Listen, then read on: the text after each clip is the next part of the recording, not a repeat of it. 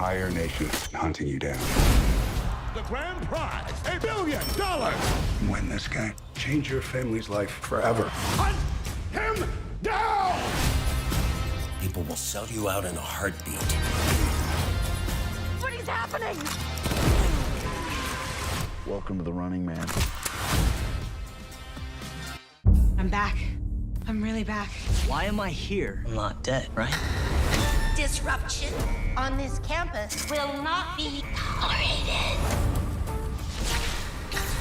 If I look crazy, it's because that's how I feel. I don't know how to live in two worlds. There are others. But they're not like us. We need to get out of here now. Open your eyes. Paramount Plus has a mountain of movies. Wow. New movies. Timeless movies. Guys who are running out of time movies. So get in on the latest blockbusters. Trust me. And we live the moments that get you every time. And that's all I have to say about that. A mountain of movies, now streaming on Paramount Plus. This is European soccer's biggest stage. Written in the stars! What a difference she has made! The question is, can you handle it? Can you handle it? The crowd here feels electric. Stream every match of the UEFA Women's Champions League on Paramount Plus. I lost my dad and my aunt. What aren't you telling me? I'll never know what you've gone through, but I'm sure your dad will want you to be happy. I will not lose the company that my husband started. I want success. Get it for me. This business will bleed you dry. Dad, I'm playing on the house's money now. No, you're playing with the devil's money. What's the plan here? Gonna blow! Yeah, well, I'm just getting started. Landman. All episodes now streaming only on Paramount Plus. World Cup joy for Spain. A battling 1-0 win over Argentina in extra time yesterday saw La Roja lift the famous trophy for a second time in their history. And these were the scenes of celebration at the parade today in Madrid. Spanish players and so many fans there celebrating in the streets, becoming 2026 FIFA World Cup champions. What a scene in the Spanish capital. I'm sure the sangria was flowing for both players and fans alike as we welcome you along to Scoreline. Here they are dancing on top of the bus, and congratulations to them winning the World Cup 2026. Adam Hunt here in the studio with Michael Lahoud and Ian Joy. A big hello to everyone watching live on YouTube as well. I mean, what a tournament, guys. What I suppose, to reflect on what Spain did, Ian, what was your key to victory for them? What did they just achieve over the last 6 weeks? Defence and discipline. Defensively and tactically, how to play as a team. There wasn't any superstars on that team. There was individual players that played together as a team. The team is the superstar. And of course, when you have a coach who's got experience and knows how to bring some sort of identity out in a group of players, that's exactly the example you got to perfection. Defensively, they had only 9 saves from their goalkeeper in the whole tournament. They had only 10 shots against them, 1 in the back of the net, 7 clean sheets. Defensively, it was truly spectacular.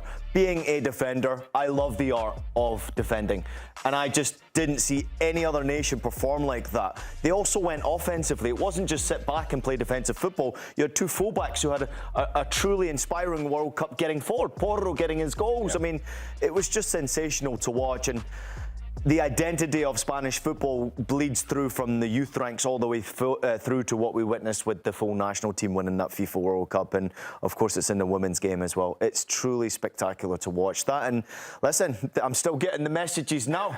Spain still providing the hate in my messages. But of course, I did underestimate them at the beginning of the tournament. I didn't think they'd make it to a final, but after watching what they did do against France, to do it again against Argentina was spectacular. They were burning an effigy of Ian Joy at those celebrations. I feel it still. I actually got a couple DMs saying, tell Ian Joy to go. Tell Ian Joy that Spain won the World Cup. Is that just our boss or what?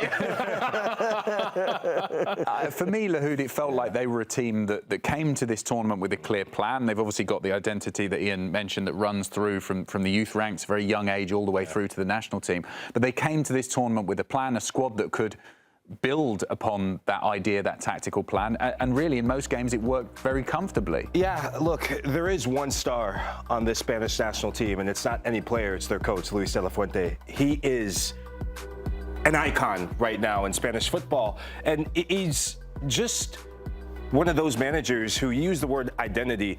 I take you guys back to what he said when he took over this job in 2022. He took over for Luis Enrique, and when they asked him, what's your plan? He says, my goal is to bring Spanish football back to what makes Spanish football great. It's the team. It's about Spanish values. It's about selflessness. And every single time you watch Spain play, there was a selflessness, not a selfishness. And I think a lot of players, maybe a Kylian Mbappe at different times, maybe a Vinny Jr. at different times, could learn on the international level watching how a Spain plays. But the big thing for me, Cabo Verde, they draw 0-0. Vozinha gets all the headlines. The Spanish media went after Rodri, and he drew heavy criticism. Does he still have it?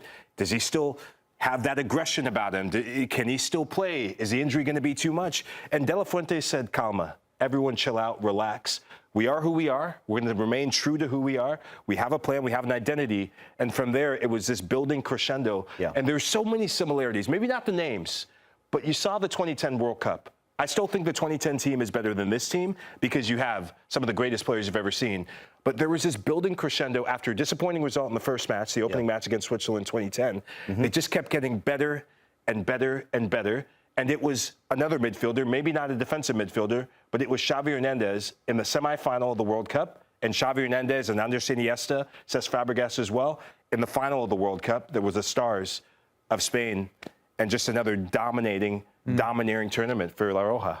And I actually think having a difficult game at the start of a World Cup isn't necessarily a bad thing. We saw with Argentina against, was it Saudi Arabia in 2022 when they struggled they lost that game, didn't they? They really struggled. And that kind of wakes you up. I don't actually think it's a bad thing in the group stages to have a bit of a test like Spain had. No, and this World Cup was always going to provide it because there's a lot of nations who got into the World Cup for the first time, and there was a lot of great stories behind it. But one thing I heard, obviously, before coming on the show from Joe Cole today, he was talking about Rodri, and it was absolutely spectacular. He says you'll never hear the commentator say his name because he gets the ball and gives the ball up so quickly that the commentator doesn't get a chance to even mention that he's in possession of the ball. But team player, absolute extraordinaire. This was a truly spectacular World Cup for Spain. OK, let's chat to our Spanish correspondent, Phil Kitcher-Millades, who you might have been able to make out in the crowd there amongst all of those was he the one Spanish with the fans. Yeah, he was the one saying, have you heard of Ian Joy? He hit you up on his burner, Ian. He hit him up on his burner. Yeah. Phil, what was the atmosphere like in Madrid today?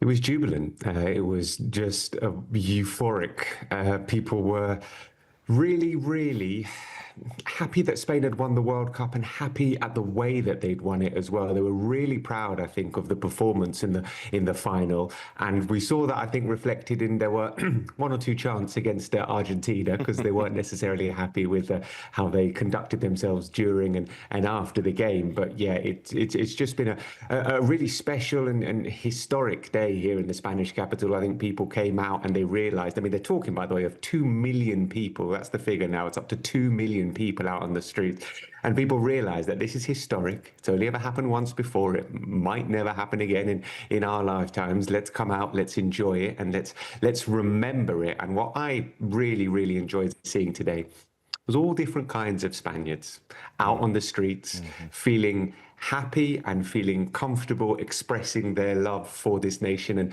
and for this team. You know, this is a modern Spain team, and it's very important to have people from all different backgrounds in a Spain team representing the entire country. And I saw all different kinds of Spaniards and from different backgrounds out celebrating today and being comfortable enough to wear the shirt and wave the flag and be like, yeah, I'm Spanish and I'm proud and I'm happy to be here. So that was pretty special as well. Phil, celebrations in Spanish football are becoming a theme yet again, right? You go back to 2 years ago, there was another celebration after winning the Euros. How does this World Cup celebration and this parade compare to the emotions and elation 2 summers ago? I was actually in Germany 2 summers ago, so I didn't experience the parade here. But this is, this is on the next level. Certainly in terms of the numbers, in terms of the outpouring of national pride. I mean, it was great 2 years ago because it was Spain saying we're back and we can do it, and we are a team that can be taken seriously on the national level again. Because remember what they've done at the previous 3 World Cups. It's been quite frankly ridiculous for them. In Brazil they couldn't knocked out the group stages, and then the last 16, the last 2 World Cups, a real sort of hurt pride for Spain. And I think getting back there with the Euros, that was special. But this is just on a next level, and it's the way that they've done it. I keep going back to it as well, but they're just unbelievably good throughout the tournament. Started slowly, built up pace in the knockout stages, and once again, for the second tournament in a row, there's no question. Like, Spain were the best team in the Euros. Look at who they beat. They beat all sorts of brilliant teams in the Euros, beat England in the final, Germany, France, Italy, Croatia. And then here in the World Cup, they're the best team again. There's no question about it. So to have done that twice, back to back, and be like, yeah, we are clearly the best. That's just, another source of immense pride for Spanish football fans. Phil, I love your smile, always after these major wins. I remember it from the Euros and obviously watching you over the last few days and just the pride that you have. And I think a lot of Spanish people, the media, of course, will be so positive about their team. But I'm just wondering, what has the negative been towards Argentina and their performance and their attitude towards the Spanish players and the Spanish, obviously, staff members? I mean, it was truly disgusting, some of the scenes that I witnessed. I'm just intrigued to hear what the Spanish people and the Spanish media thought about it. I think it's important to stress that the Spanish media were expecting this. Like, all in the build-up to the game was like, they're going to kick us. They're going to come out and they're going to kick us. We need to be ready. We need to be ready for that aspect of the game as well. And people weren't entirely sure how Spain were going to manage it. And again, that's another source of real pride. I was watching the final with my wife, and I was trying to figure out sort of analysis of the game. And she was saying to me, look how they're not getting caught up with everything that Argentina's trying to do to them. They're being provoked and they're not getting dragged into it. And that's, she was bursting with pride because of that. And I was like, yeah, you're right, they're not. And it would have been very easy to fall into the trap that Argentina laid for them all over the pitch, and they didn't. So I think that was also another feather in their cap. But really disappointing. I mean, people were genuinely disappointed. There's like a sort of, it's not even a rivalry really with Argentina. They're close. There's 500,000 Argentines live in this country, shared a love of football, shared language, shared lots of culture. Like, it's not a fierce rivalry. It's not England against Argentina. There's a lot of closeness here. But I think people were just sort of shocked and disappointed. Like, really? You're going to play like that with us in a World Cup final? Nah. And Spain just said, no, we're going to do it properly. And again, like I said, that was another source of massive pride for the fans, because they won and they did it properly and they took the high road and it was successful. Yep. Phil, let's throw it forward a little bit now. Given what they've done at this World Cup and the Euros previously, is there a sense in the country that the red carpet is being rolled out for them to create a bit of a dynasty and dominate the next few international competitions?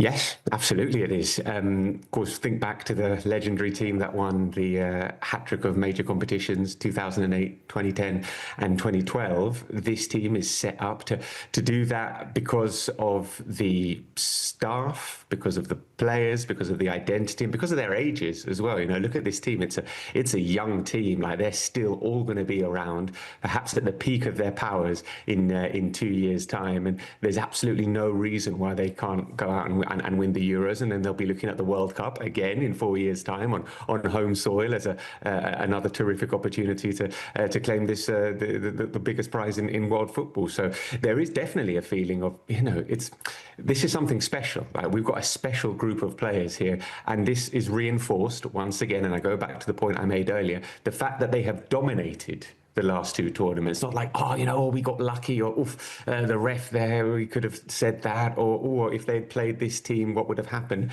They've dominated the last. There's no question about it who was the best team at the last two tournaments. So if you think about that, if you think about the coaching staff, the brilliant coaching staff, if you think about the sensational group of players, if you think about their ages, they're all completely bought into this idea. There really is no reason why they shouldn't be able to dominate world football for a few more years to come.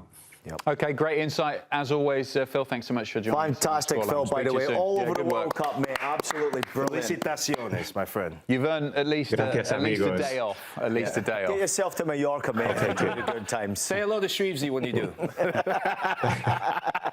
Time for a short break here on Scoreline. We're not going to say adios just yet. Coming up next, Ian promises he'll be on his best behaviour. Speak live to Tori Penso, who was the head referee at the World Cup.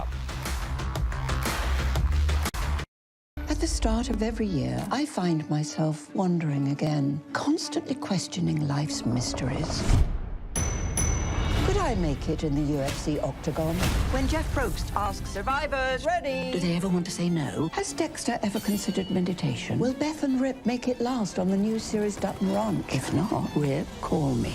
Stream new series and returning favorites, plus huge events. It's going to be the biggest year yet. Welcome to the Running Man. The rules are simple. Survive 30 days. But the entire nation is hunting you down.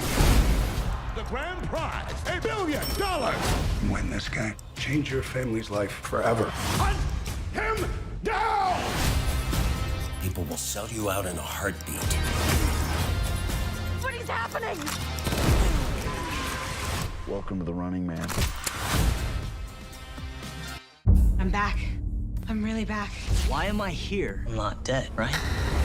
Disruption on this campus will not be tolerated. If I look crazy, it's because that's how I feel. I don't know how to live in two worlds. There are others. But they're not like us. We need to get out of here now.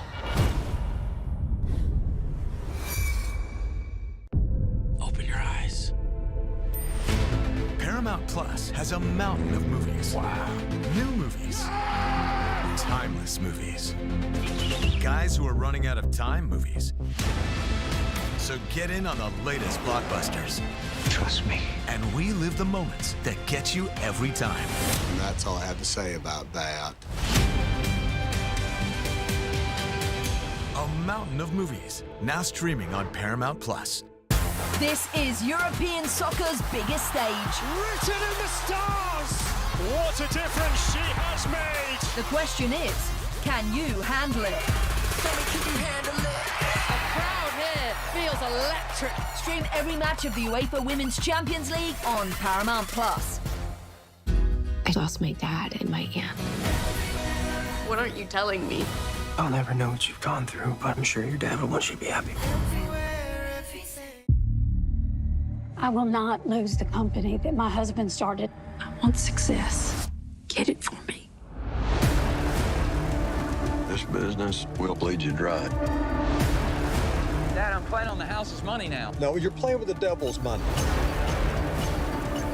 What's the plan here? Gotta blow! Yeah, well, I'm just getting started. Landman. All episodes now streaming only on Paramount Plus. Welcome back to Scoreline. As ever at the World Cup, a lot of focus on the referees and the officials, and this year marked a moment in history. Tori Penso became the first American woman to referee a men's World Cup match, the crowning moment in a very long and successful career for her at the top level of officiating, seeing her referee domestically as well in the NWSL, the US Open Cup and the MLS. the first female full-time referee to referee an MLS as well, refereed the US Open Cup final in 2025. What a career it's been, and I'm delighted to say that Tori joins us now live on the show. Tori, I think we have to just, first and foremost, clap you in. Absolutely. Great to see, and not just a referee, Tori, at the World Cup, which is an achievement in itself. You were the head referee as well. Tell us how special the World Cup was for you in terms of your career and also as a moment for your family too. I mean, it's incredible. This stage, the tournament itself hit so many records from attendance, the number of games, and to be a small part of that, the moment was just incredible for me personally, professionally, but of course for my 3 daughters to watch their mom on that global stage. They had the summer of their lives. Tori, you've had the privilege of not just refereeing a men's World Cup, you've done a FIFA Women's World Cup final as well. So when I ask you this, what's the difference? Well, one of the differences between refereeing a major tournament on the men's side versus refereeing a marquee tournament on the women's side at a World Cup? Soccer is soccer at the end of the day. There are a lot of differences between the men's and the women's games as it relates to the types of fouls, the types of embellishment or simulation we do or don't see perhaps in the women's game. But at the end of the day, it's all football. As far as the global stage, the men's game is more eyeballs on it. There's greater pressure. It's a bigger tournament, but you're seeing the women's game grow and it is booming right now. And so to be in Australia, New Zealand in 23 with 75,000 fans in Sydney at that World Cup final, it was a moment for women's football. So it's been incredible to watch the women's game grow. And it's been an amazing journey to see both sides of the game. For those of us who have played in Major League Soccer and now continue to work around Major League Soccer, watching you grow has been truly spectacular. And to see you perform at the FIFA World Cup, it wasn't just you. You weren't alone. There was a lot of us out there cheering you on, and congratulations for all the great work. Now, 25 years ago, giving away my age a little bit, Bibiana Steinhaus refereed one of my games in Germany, and she has since become a very good friend of mine. Now, fast forward to what we are witnessing in a FIFA World Cup. We have 170 officials at the FIFA World Cup. Only 3.5%, though, are females. What can we do to continue to grow the game, Tori, to get more females involved in the game, and the men's game in particular, especially when you see the achievement that you've just gone through? Well, first, a big shout out to Bibi. She's a mentor of mine. She's someone who I looked up to, before I stepped on the field in MLS. She was the woman who was working the field in the men's game. So she was someone that I looked up to and watched the way that she took the field with such composure and poise. It was an inspiration for me personally. And I hope that I am that for someone else out there, some little girl who looks up to the work that we do in MLS or perhaps at this World Cup and says, I want to give that a try. How incredible to be on that stage in that arena. But as far as growing the game, we need more referees in general. We need more people to have the courage to pick up the whistle and give it a try. For the women's game, we need more women referees in general. We need to give them opportunities. We need to take risks and put them in the game and let their performances speak for themselves. Because when women get the opportunity to blow the whistle, they always exceed expectations.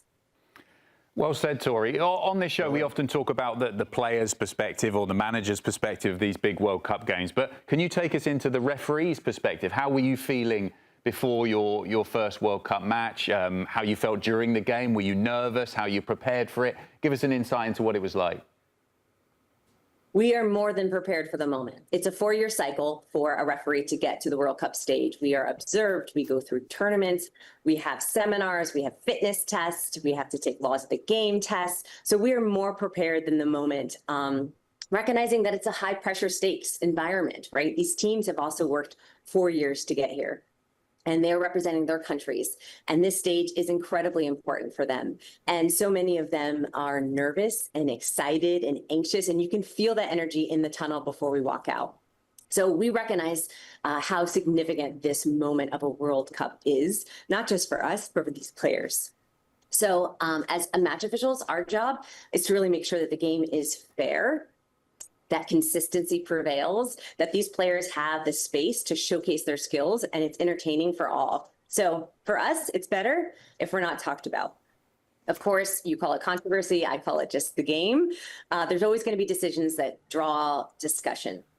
And that is part of the fishbowl that we live in of this profession. At the same time, it's important to know that referees, we get out there and we just want to get the decision right for the good of the game. And our job is not the villain. We're not trying to ruin your World Cup chances. We are there to try and get the decision right. And that's what we fight every day to do. I've been told I've only got to ask one more question because we're running out of time, but I'm going to ask two questions in one question, if that's okay.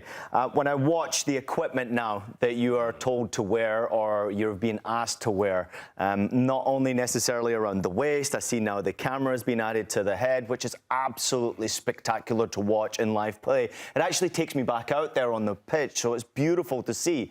But from your perspective, being in a FIFA World Cup and you're carrying all of this equipment, including a camera right next to your forehead, how does that feel? That's the first question. And the second question would be video review technology. How is it for you? How was it during this World Cup officiating the game with it interfering every now and again? Yeah, first, the technology is always advancing, right? If you had said 4 years ago, we're going to have cameras strapped to our faces running around the field, I would have said, what are you talking about? But I do think it creates such a unique perspective. And I hope that, like you said, it gives you that first person view of the best seat in the house. That's what referees have. We have the best seat in the house. And so I hope it excites people to want to try to be a referee, to pick up the whistle, because they see the incredible perspective that we have. As far as VAR, VAR is a tool for us to be successful. The game is faster than it's ever been before. And referees, we try and get the decision right, but we don't always get it right. We're human. And so this game is down to centimeters, and you've seen it through offside decisions that have just been toenails almost this World Cup. So I'm a big fan of technology. It's there to help us. We want to get the decisions right and make sure that the players decide the outcome, not the referees. And VAR helps us do that. Very political answer right there, Tori. I'll let you weigh in on it right now. Media training's working well. One quick question, sort of on that subject, Tori. If there was one thing that you as a referee could say to fans collectively to sort of bear in mind when they critique, and it's not always critical, but often with fans, they're critiquing referees rather than celebrating the work of referees. What's one message you'd like to give to a fan who's watching one of your games? We're human. And just like players, they make mistakes.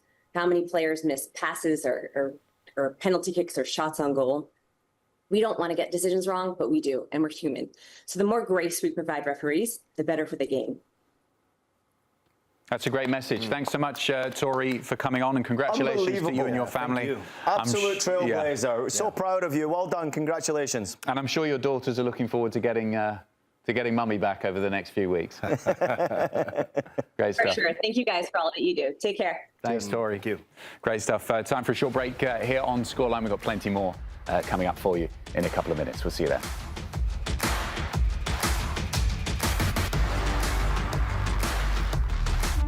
At the start of every year, I find myself wondering again, constantly questioning life's mysteries.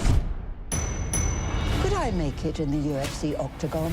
When Jeff Probst asks survivors, ready? Do they ever want to say no? Has Dexter ever considered meditation? Will Beth and Rip make it last on the new series Dutton Ranch? If not, Rip, call me. Stream new series and returning favorites, plus huge events. It's going to be the biggest year yet. Welcome to the Running Man. The rules are simple. Survive 30 days. But the entire nation is hunting you down. The grand prize, $1 billion. Win this game. Change your family's life forever. Hunt him down! People will sell you out in a heartbeat. What is happening? Welcome to the Running Man. I'm back. I'm really back. Why am I here? I'm not dead, right? Disruption on this campus will not be tolerated. If I look crazy, it's because that's how I feel. I don't know how to live in two worlds. There are others. But they're not like us. We need to get out of here now. Open your eyes. Paramount Plus has a mountain of movies. Wow. New movies. Timeless movies. Guys who are running out of time movies. So get in on the latest blockbusters. Trust me. And relive the moments that get you every time. And that's all I have to say about that. A mountain of movies, now streaming on Paramount+. This is European soccer's biggest stage. Written in the stars! What a difference she has made! The question is, can you handle it? Can you handle it? The crowd here feels electric. Stream every match of the UEFA Women's Champions League on Paramount+. I lost my dad and my aunt.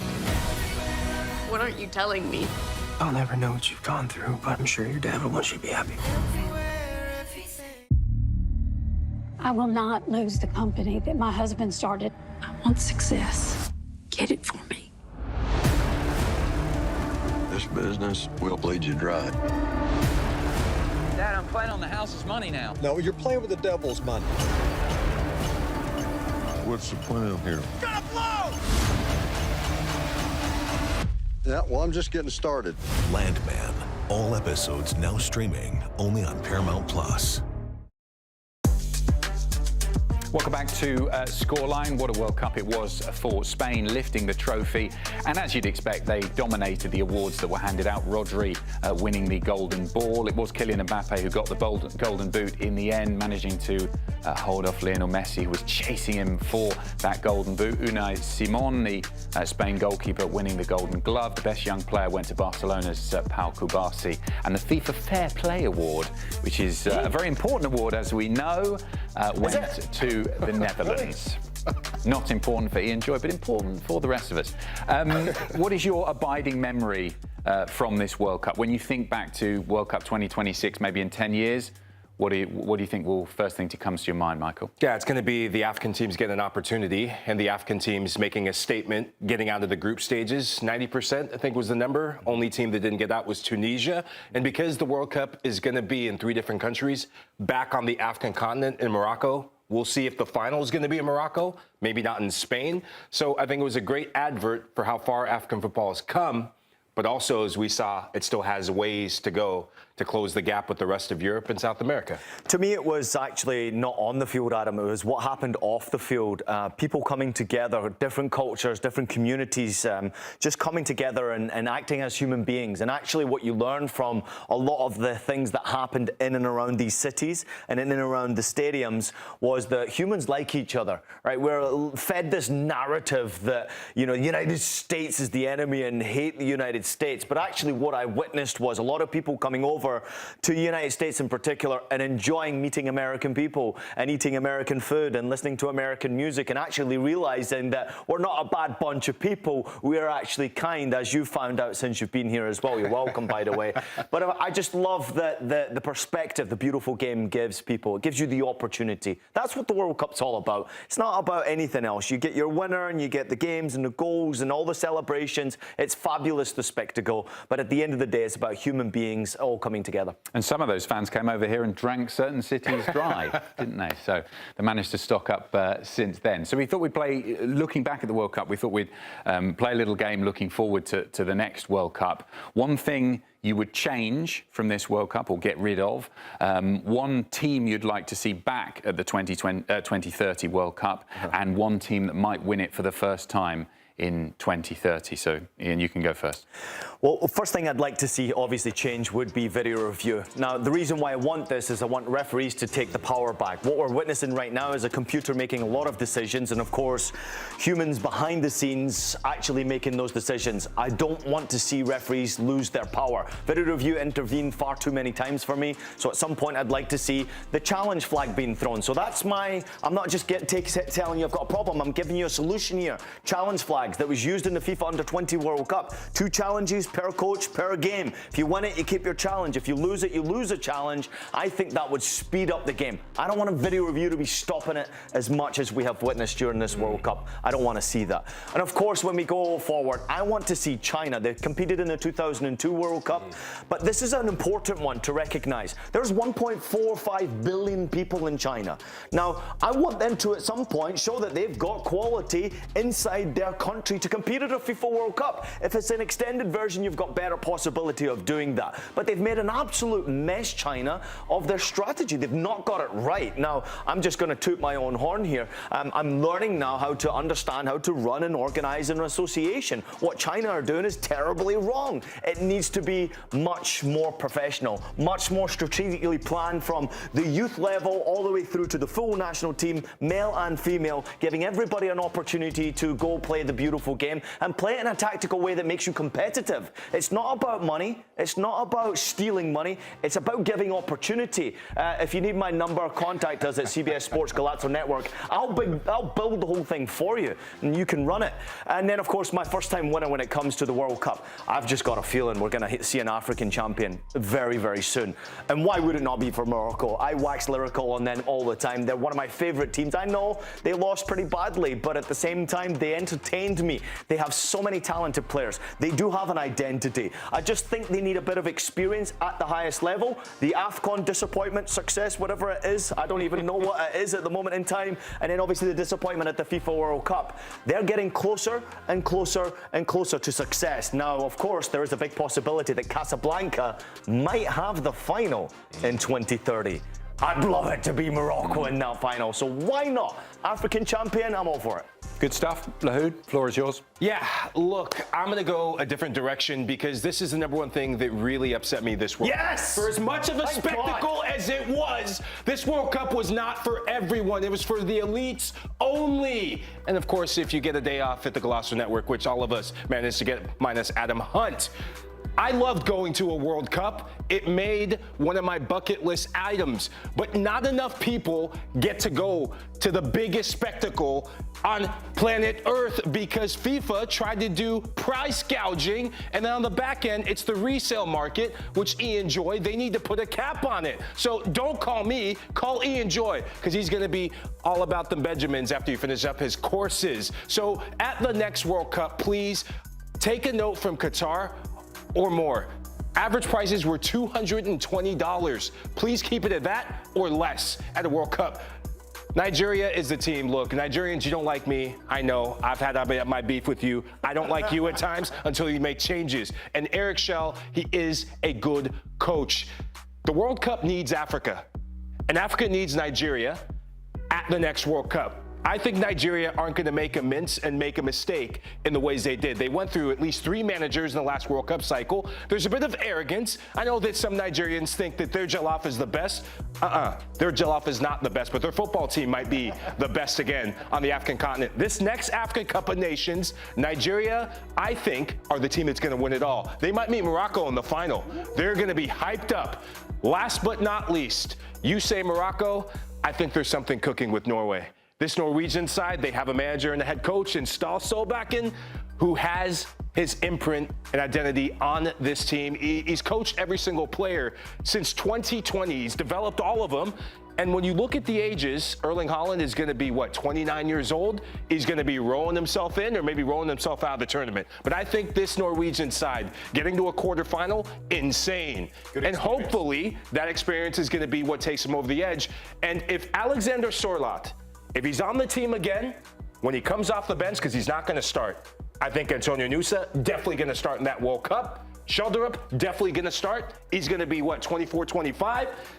Then, of course, you're going to have success. So Norway's my team. By the way, their fans, spectacular. Yeah. Oh, my God. I absolutely love Norwegians now because of this World Cup. And I love Erling Haaland's YouTube page. Well done. Yeah.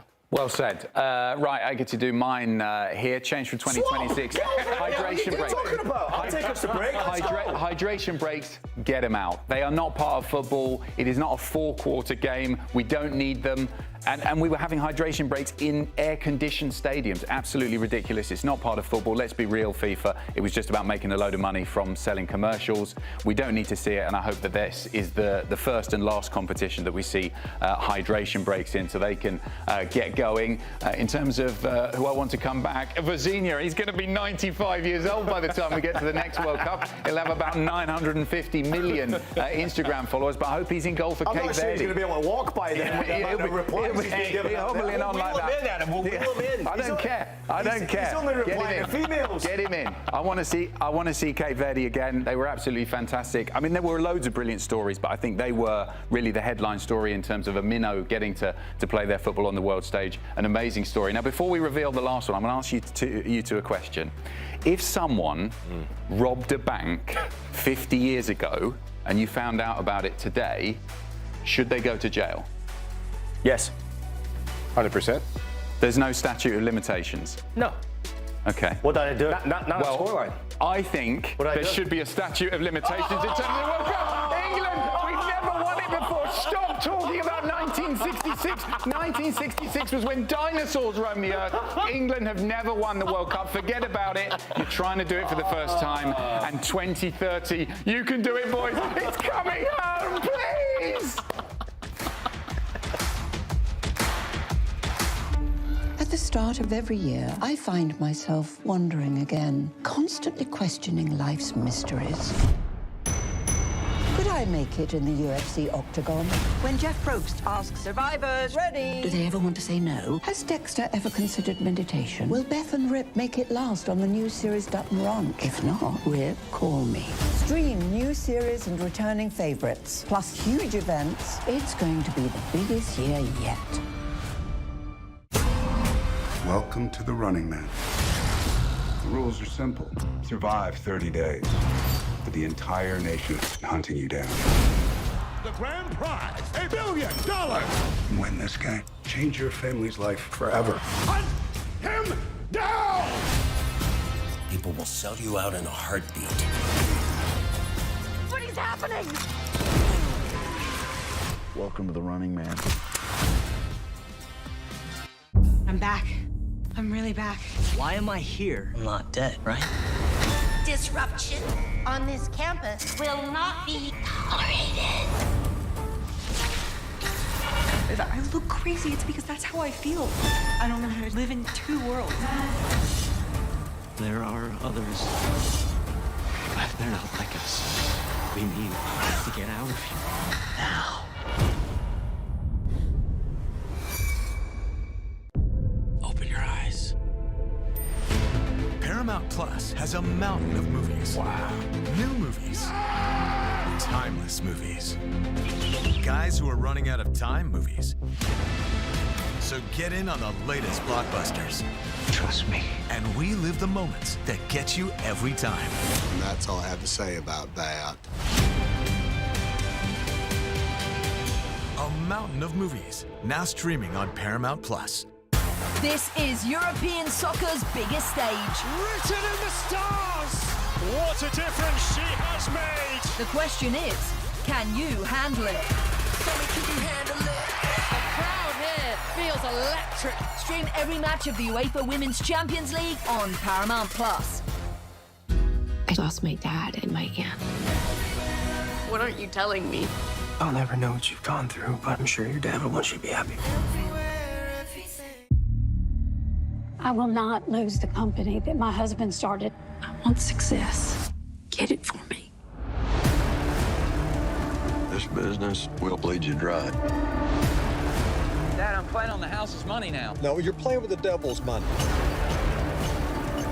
What's the plan here? Gonna blow! Yeah, well, I'm just getting started. Landman.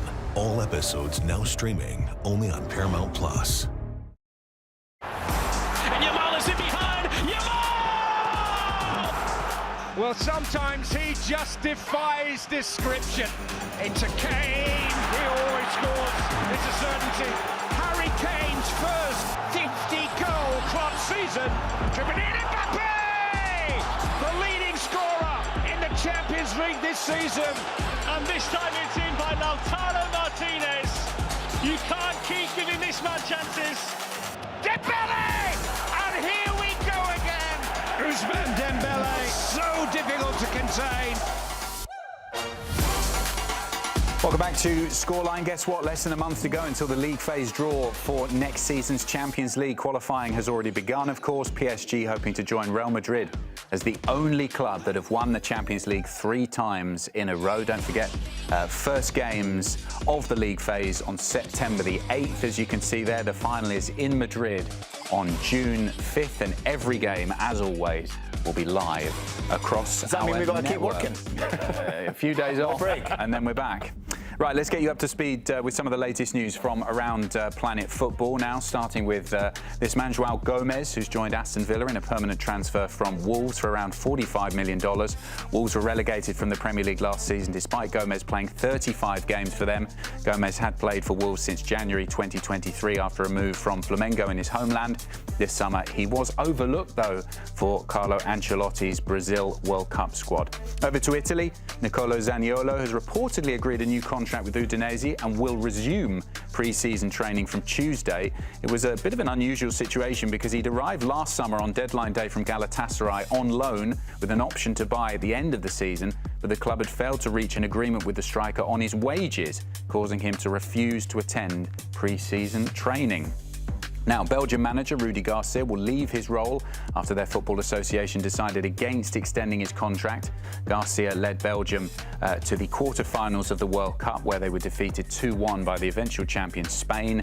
The 62-year-old replaced Domenico Tedesco as Belgian boss in January 2025 on a contract that will expire at the end of July. Speaking of managers, Italian Football Federation chiefs, including Paolo Maldini and Leonardo, have reportedly held talks with Pep Guardiola in an attempt to convince him to become their new national team head coach. Gennaro Gattuso left the role back in April as Italy failed to qualify for their 3rd successive World Cup. Guardiola is out of work after leaving Manchester City at the end of last season. Ian, what do you make of this story? I mean, I'm a Newcastle fan. I'd love Newcastle to sign Lamine Yamal, but it ain't going to happen. Are Italy going to get Pep Guardiola to be their head coach? They have every chance. I don't think you can underestimate the Italian. Yeah, absolutely. The Italian Federation, they have a pull, right, because of history. They have a pull because of their football, their domestic league. Obviously, you watch it on our networks. The players, there's always going to be funding available for the Italian Federation to be able to pull off a move like this. Their sponsorship is still huge, right? So there's every possibility that something like this can be pulled off. Maldini taking charge would be tremendously important to making this deal happen. Yeah. And he's no fool. He knows what he's doing. He did so with Milan, and I think he'll do so for the Italian Federation. They need some sort of new blueprint. And if it's not working within the Italians, then look outside of Italians and try to find someone who can make it happen. And I don't know anyone better than Pep Guardiola to start from scratch on a project like this. Yeah, this would be one of the more transformative hires in football history, modern history for me, if they could pull off this coup. And I agree with you, with Paolo Maldini, anything is possible. When you look at Italy, and you talked about this when they lost to Bosnia, it just seems like Italian football, especially at the national team level, it's stuck in the dark ages in terms of international football. It's rinse and repeat, throwing stuff at the wall, hoping individual quality just sticks. The big thing for me that they need to get in, they need to get younger players. The under-21 team, there's things that they do. They play with a back four. They have wide players. You go back to the last World Cup, they played with a back four that they won, the Euros, back four.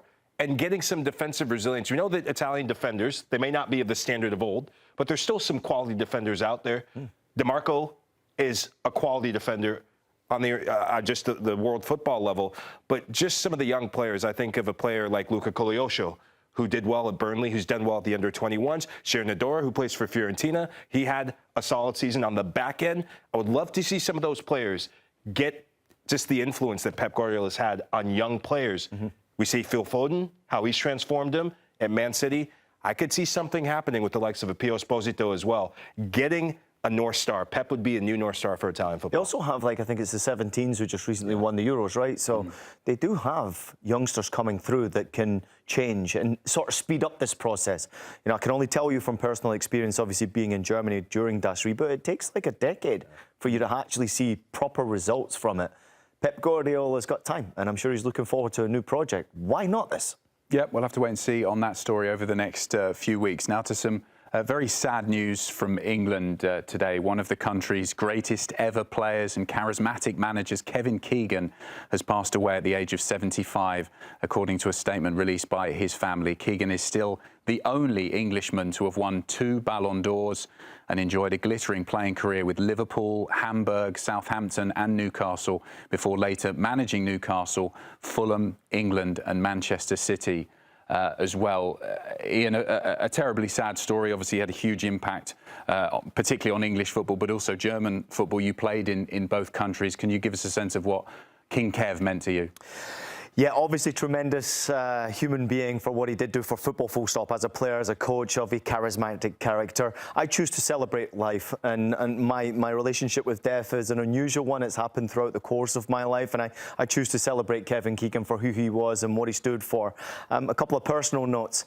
He actually wrote in his autobiography, if you ever get a chance to go read it, he wrote a little line about my father actually getting chosen at Coventry City by Jimmy Hill, the former manager, over Kevin Keegan. How they regret that decision obviously meant a lot to my father to see it in his autobiography all of these years and successes later, but it showed you the human being that Kevin Keegan was, that he remembered moments like that, and he even remembered my father's name as a teenager with that disappointment. Obviously went on to have such a successful career, including time at Hamburg, right? Let's not forget, he spent a period of time at Hamburg, Germany, one of my former clubs. And of course, I spent a year and a half, 2 years at Hamburg.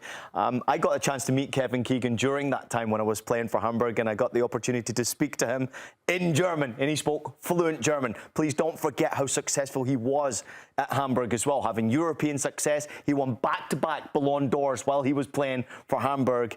He meant so much to that football club. Everybody brought up his name. Supporters and even executives within the football club. His picture is everywhere. He is truly celebrated still in German football for the influence he had. It's not just Liverpool, and it's not just managing Newcastle. Just such a spectacular human being that touched the lives of so many people, including my family. Well, that Newcastle team was part of the reason why I enjoyed and grew up watching football. I mean, King Kev, I would love it if we beat them that season when Newcastle didn't manage to win the title but finished second. Alan Shearer, all the rest.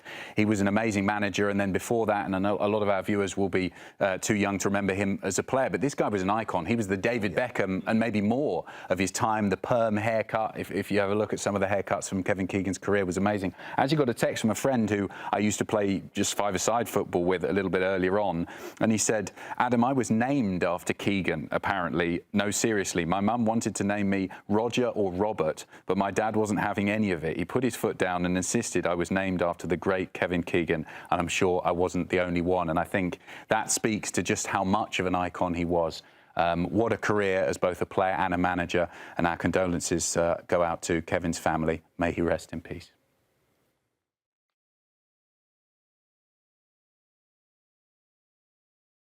At the start of every year, I find myself wondering again, constantly questioning life's mysteries. Could I make it in the UFC octagon? When Jeff Probst asks survivors, ready? Do they ever want to say no? Has Dexter ever considered meditation? Will Beth and Rip make it last on the new series Dutton Ranch? If not, Rip, call me. Stream new series and returning favorites, plus huge events. It's going to be the biggest year yet.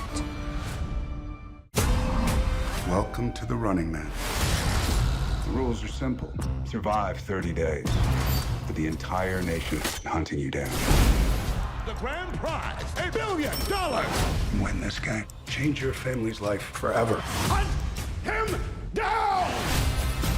People will sell you out in a heartbeat. What is happening? Welcome to the Running Man. I'm back. I'm really back. Why am I here? I'm not dead, right? Disruption on this campus will not be tolerated. If I look crazy, it's because that's how I feel. I don't know how to live in 2 worlds. There are others. But they're not like us. We need to get out of here now. Open your eyes. Paramount Plus has a mountain of movies. Wow. New movies. Timeless movies. Guys who are running out of time movies.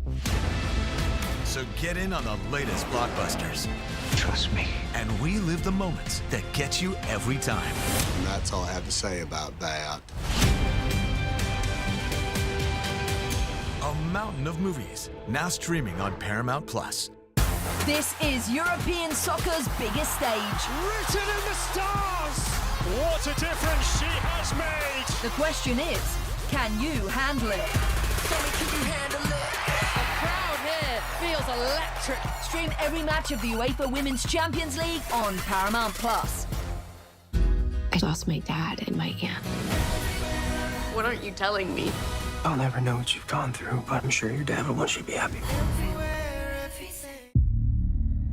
I will not lose the company that my husband started. I want success. Get it for me. This business will bleed you dry. Dad, I'm playing on the house's money now. No, you're playing with the devil's money. What's the plan here? Gonna blow! Yeah, well, I'm just getting started. Landman. All episodes now streaming only on Paramount+. Welcome back to Scoreline. If you're suffering from World Cup withdrawal syndrome like the rest of us, don't worry. You aren't the only ones. Never fear. Only a few weeks to wait until the European club season kicks off again across our network. Are we ever going to get our break, Adam? Why do you have to keep bringing us in the studio? Not for a few years. UEFA Super Cup, that's on the 12th of August. Then the EFL Championship season begins that weekend, so a couple of days later. Serie A across Italy is a week after that on the 22nd. We've got the Barclays WSL this season on Paramount+. Isn't that incredible? A feast of football. It's the home of football. The 4th of September for the start of that. Then, as we said earlier, the league phase of the Champions League in September too. So for the final part of the show, we're going to talk about heavy is the crown. So we're going to focus on the teams that won these big European leagues last season, and can they keep hold of their crown and defend their title this season. So just a reminder of who won the big trophies. PSG winning Ligue 1, Bayern in Germany, Barcelona winning La Liga, Inter Milan in Italy winning Serie A, and then Arsenal taking home the Premier League. So we're going to start in France.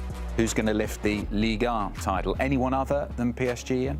No. Paris Saint-Germain rested the majority of their players throughout their domestic season for one reason, and that was for Champions League success. And once again, they were proven to be right with that decision and still won it by 6 points. So I don't see any other contender. And if you look at the finances around the league, there needs to be a lot more finances. The one I am worried about and watching over the next 5 or 6 years is Paris FC. They got more money than anyone in that French league, and that includes Paris Saint-Germain. Let's not forget about it. They will be competitive at some point, but not this year. Yeah, I'm going to have to agree. I mean, what a story Lens were. And we made a wager, which, oh, man, thank you, Pierre Sage, for helping me win. I'm not going to say what the amount was, but it definitely was. Yeah, $2. But anyways, but Pierre Sage going to Crystal Palace, another brilliant French manager leaving Ligue 1. PSG are going to roll. They're going to win. I can see them winning by 15 points. They're that good. Got it. Okay, move on to Germany. Bayern Munich, the clear favourites, Ian? 16 points they won by last year, 20 this year. Okay. Look, Borussia Dortmund are miles off. Obviously, Adeyemi leaving, that might be best for him. But Dortmund, nowhere near it. Only challenger. Yeah, I don't think anyone could see past Bayern Munich defending their title. What about La Liga? This is where it gets a bit more interesting. Do you see Barca to defend, Lahoud? Look, I'm torn between this one. I know a lot of people are thinking Barcelona are going to run away with it in terms of what Real Madrid were in the dumpster fire, but Jose Mourinho tends to have a habit of coming in and changing things, some of the recruitment in the summer.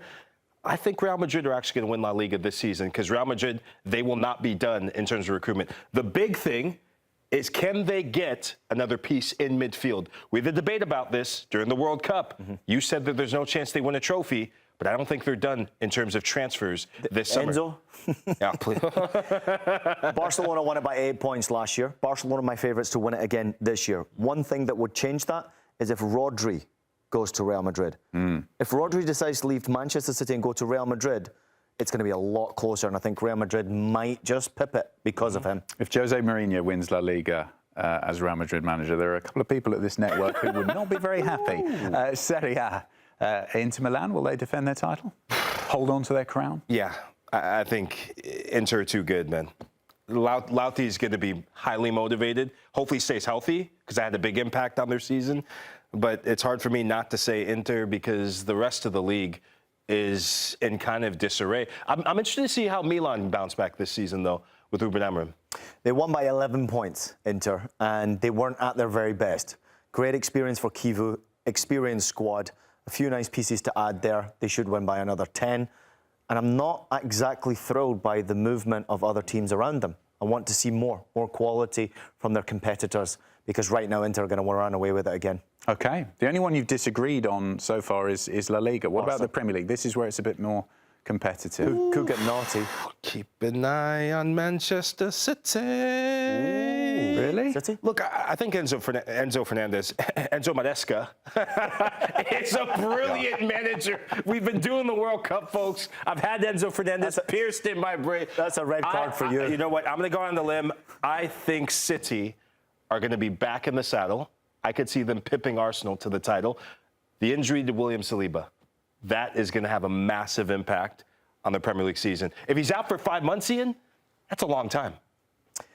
Yeah, but they've also got a transfer window to be able to try and rectify that, and they've got depth in that position. They've done it multiple times as well. Mosquera, I thought, was excellent when he stepped in multiple times for Arsenal. Arsenal are creating some sort of a dynasty in English football, and it pains me to say that. They did win it by 7 points this time around.